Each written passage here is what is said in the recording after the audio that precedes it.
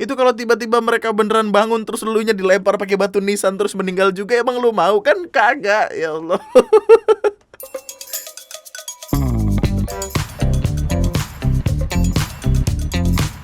Hai, selamat datang di video gua kali ini. Dan gimana kabar puasa lu sejauh ini, wahai Kemanggi Pecel? Semoga baik-baik aja. Semoga puasa kita semua lancar sampai lebaran nanti. Amin. Dan ngomongin tentang puasa, pasti ada beberapa dari elu nih yang dibangunin sahurnya tuh susah gitu. Ada yang dibangunin sahur kayak dibangunin dari jam 3 tapi bangunnya setengah 5. Bahkan ada temen gue tuh Nanang Modip namanya, anak kompleks seberang. Itu dia kalau tidur susah banget dibangunin. Sekalinya bangun tahu-tahu udah buka aja. Itu juga tahun depannya. Hibernasi dia, menghibernasi. Dia kayak sebangsa tupai gitu lah. Oleh karena itulah, buat nyelesain perkara susah bangun ini, ada beberapa orang yang biasanya bakal keliling buat bangunin sahur, pakai kentongan atau bahkan pakai beduk yang tentu saja kalau semisal lewat di depan rumah kita tuh pasti bakal langsung bangun gara-gara suaranya yang nyaring banget. Cuma nggak semua orang setuju sama konsep ngebangunin sahur pakai suara-suara nyaring kayak gitu. Contohnya kayak yang ada di video ini. Jadi ada sekumpulan anak muda gitu, mereka ngebangunin sahur dengan cara mukul-mukulin beduk. Jadi ada yang mukul dari depan, ada yang dari samping, dari belakang, di besi-besinya itulah. Nah tiba-tiba dari sebuah rumah ada orang yang tiba-tiba keluar terus langsung nyiram mereka pakai air gitu, kayak lagi nyiram tanaman aja kalau lu lihat ser gitu.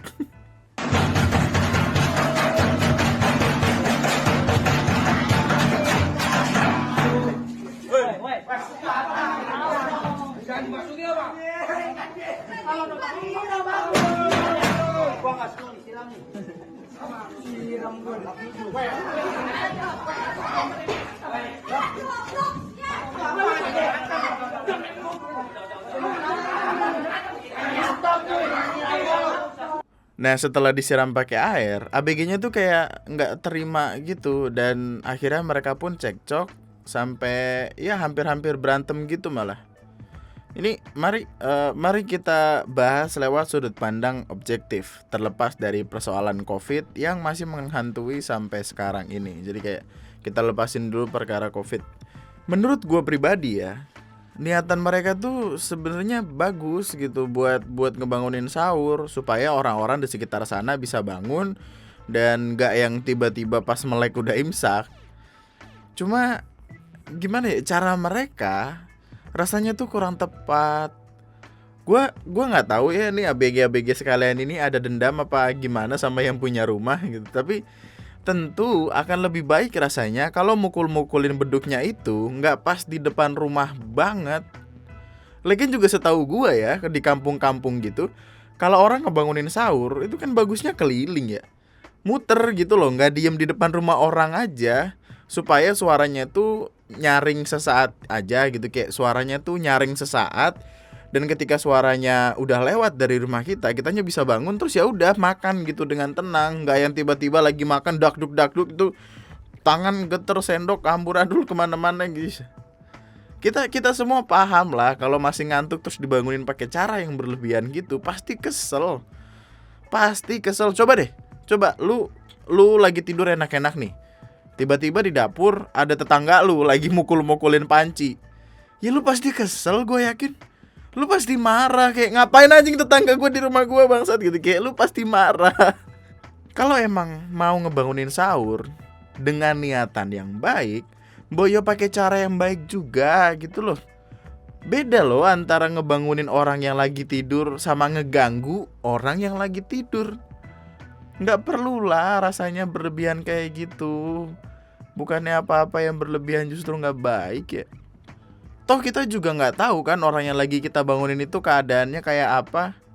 Di kondisi kayak sekarang ini, di keadaan COVID ini, bisa aja orang itu lagi pusing mikirin duit, mikirin bayar kontrakan, mikirin anaknya yang masih kecil tiba-tiba kebangun terus nangis gara-gara keberisikan. Masa kita mau jadi orang yang se-egois itu sih sampai nggak bisa paham sama keadaan?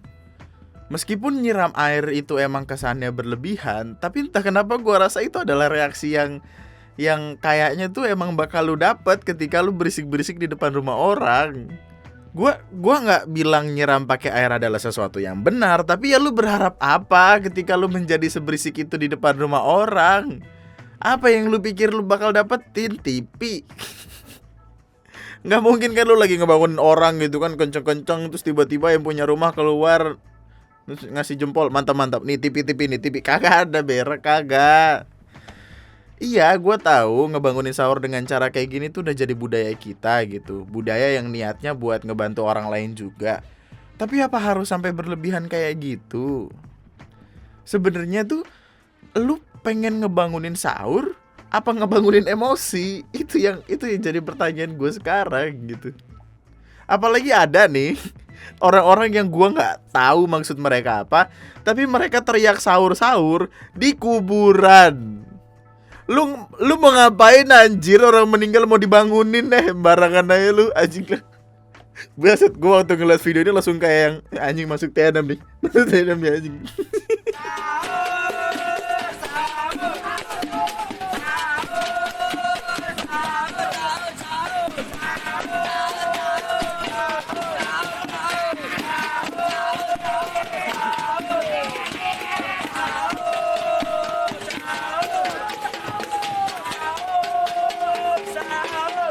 Lagian mereka ini nggak mikir apa? Itu kalau semisal yang di kuburan bangun beneran gimana coba? Lu tiba-tiba bangun terus lu pada di Uber satu-satu, lu nggak bakal ketemu puasa lagi lu anjing. Anjing lucu banget banget. Ya mereka emang udah minta maaf sih, dan ketua RT setempat juga udah ngejelasin kalau alasan mereka itu emang beneran apa cuma supaya viral aja gitu. Supaya nama mereka naik ke trending dan rame diomongin orang. Tapi mereka nggak nyangka kalau mereka malah dapat hujatan karena kelakuan mereka itu. Ya habis gimana sih man?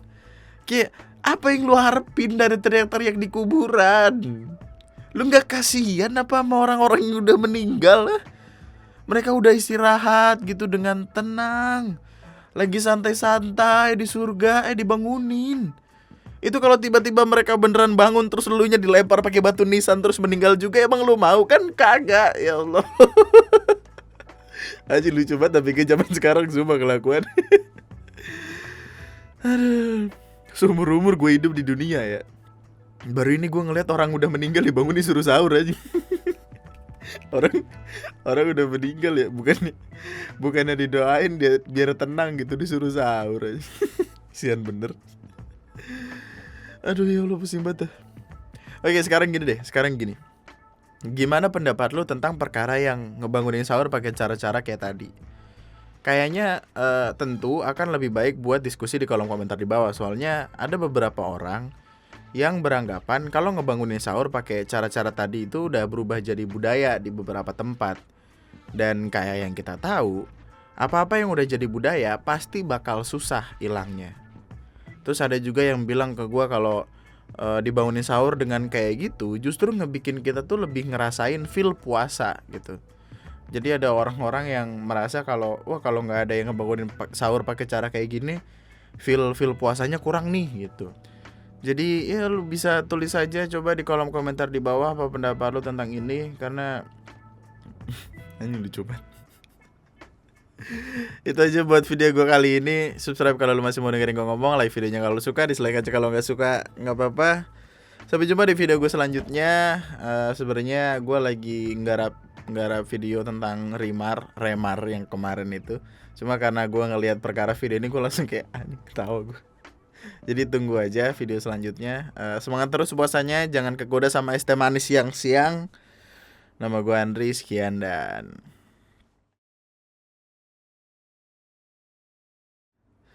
lu bayangin nih, orang udah meninggal, udah tenang di alam sana, tiba-tiba dibangunin disuruh sahur. Takutnya yang ngebangunin sahur ini lagi tidur gitu enak-enak tengah malam gitu, tiba-tiba ada rambut panjang ngebangunin lu tengah malam gitu kayak yang, "Bang, sahur yuk bang." Orang lagi meninggal. Orang udah meninggal lu suruh sahur anjing, diazab lu ntar lu.